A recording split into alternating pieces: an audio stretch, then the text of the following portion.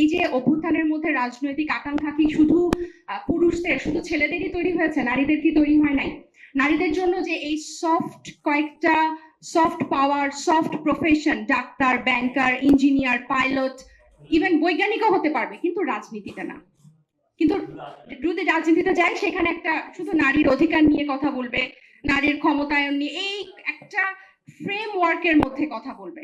কিন্তু আমরা তো এই ফ্রেমওয়ার্কের মধ্যে কথা বলতে চাই না, আমরা দেশ নিয়ে কথা বলতে চাই, আমরা দেশের মানুষের জন্য কাজ করতে চাই। তাহলে কি সেটা কি সামাজিক সংগঠন করে আর খালি এনজিও করে?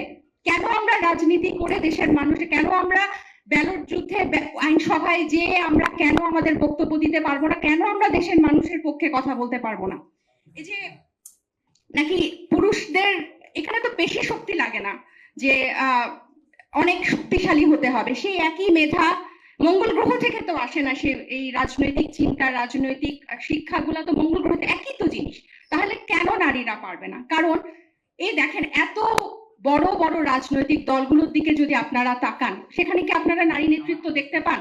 যারা নীতি নির্ধারক পর্যায়ে আছে, যারা দায়িত্বশীল পদে আছে, নামকাও আসতে। এই যে টোকেনিজমের কথা কেন বলা হয়, এখন তো কথায় কথায় কিন্তু এই জিনিসটা খুব ধরা হয়, যে 4 জন বক্তৃতা দিচ্ছে, আচ্ছা একজন নারী রাখো তাহলে দেখতে ভালো লাগবে। 3 জন বিচারক আছে, আচ্ছা প্যানেলে একজন নারী রাখো তাহলে দেখতে ভালো লাগবে। আচ্ছা অমুক প্যানেলে একজন নারী দাও, অমুক, এই যে টোকেনিজম, নামকাও আসতে, এইটাই চলে এসেছে এতদিন ধরে।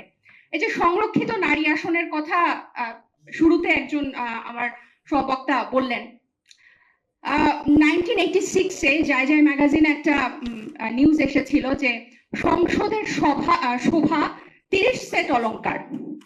এই 30 সেট ছিল 30টা সংরক্ষিত নারী আসন। পরবর্তীতে সেটা 40 হলো, 2008-এর দিকে মনে হয় সেটা 50টা হলো। এই যে অলংকার বলা, এর চেয়ে ব্যঙ্গাত্মক, এর চেয়ে বিদ্রুপাত্মক কথা কি? মানে শোভাবর্ধন, মানে ওই নারীরা সংসদে যাবে শোভা বর্ধন করার জন্য, কোনো মতামত দিতে পারবে না। এবং সেটা সেই যে 300 জন সংসদ সদস্য থাকবে তারা নির্ধারণ করবে, তারা মনোনয়ন দিবে যে কারা ওই 30 জন, 40 জন, 50 জন হবে।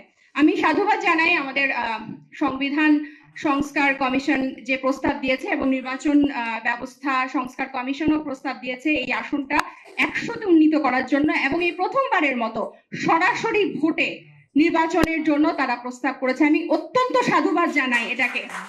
আমাদের এখানে কিন্তু যারা বলছেন যে আমরা টোকেনিজম চাই না, এই কোটা চাই না, আমরাও চাই না, কিন্তু এই শুরুটা তো হলো। এই ক্লাস 5, 6, 9, 10 পাস না করে তো কলেজে উঠা যাবে না, কিন্তু এখন আমরা শুরু করলাম।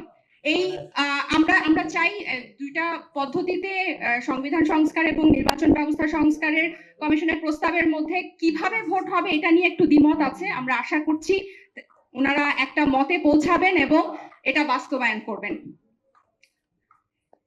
আমরা এই যে সংবিধানের কথা যখন বলি, নারীদের অধিকারের কথা যখন বলি, তখন কি এটা শুধু আমাদের নারীদের উন্নতি হবে এরকম ব্যাপার রেখে কি বলি?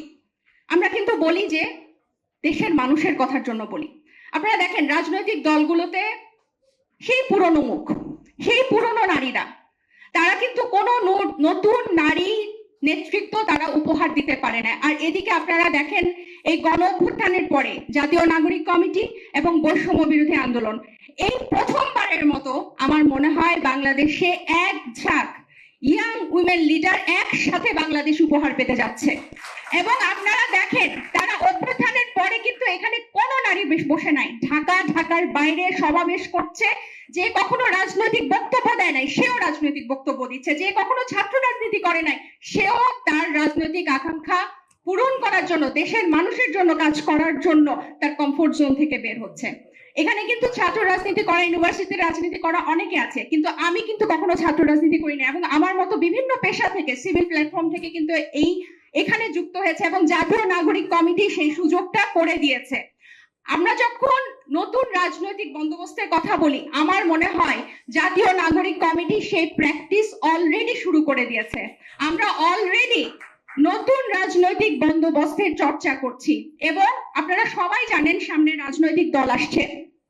আমি দৃঢ়ভাবে বিশ্বাস করি সেই রাজনৈতিক দলে একটা ম্যাক্সিমাম অ্যামাউন্ট, একটা সিগনিফিক্যান্ট অ্যামাউন্ট নারী নেতৃত্ব থাকবে এবং দায়িত্বশীল পদে থাকবে, যারা সব ধরনের যুদ্ধ, সব ধরনের, এই যে আপনারা বলেন চ্যালেঞ্জ, এই যে বলেন আপনারা বাধা বিপত্তি, আমি আর এখন সেই কথাগুলো বলি না।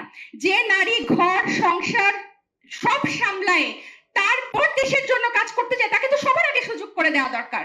কারণ একজন পুরুষের তো সেটা করতে হয় না, সেটা পার করতে হয় না, সেসব চ্যালেঞ্জ পার করতে হয় না। একজন নারী যখন সে সব কিছু কবুল বলে তারপর রাজনীতি করতে আসে, তাহলে তো তার হক আরো আগে, যে সে রাজনীতি করার জন্য, বাংলাদেশের মানুষের জন্য কাজ করার জন্য সে সবচেয়ে বড় হকদার। এবং শুধু যে আমরা এই কেন্দ্রীয় যারা ঢাকাতে বসে আমরা যে নেতৃত্ব দিব এবং এখান থেকেই যে নেতারা আসবে, নেত্রীরা আসবে, তা না।